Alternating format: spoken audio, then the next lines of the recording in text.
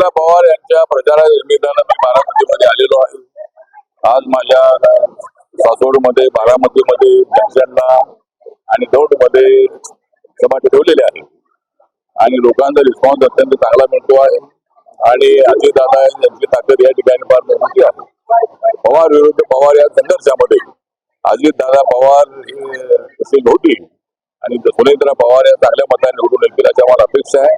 आपल्याला माहित आहे 2014 मध्ये या ठिकाणी महादेव जानकर उभे राहिले होते आणि महादेव जानकर यांनी जवळ 4-4.5 लाख मतं केली होती. आता अजितदादा आमच्या सोबत आहे, त्यानंतर शिवतारे हे आमच्या सोबत आलेले आहे आणि बाकीचे सगळे आमचे महायुतीचे सगळे पक्ष आहेत.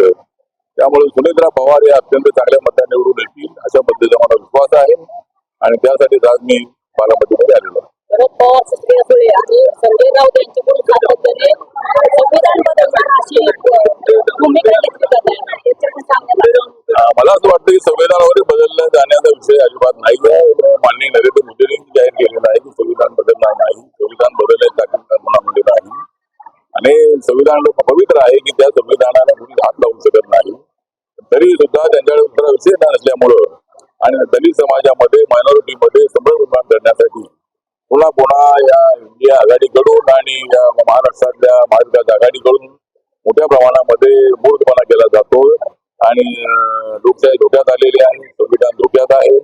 अशा पद्धतीचा प्रचार सुरू आहे. त्याच्यावर लोकांनी विश्वास ठेवू नये असं मला सगळ्या लोकांना आव्हान आहे.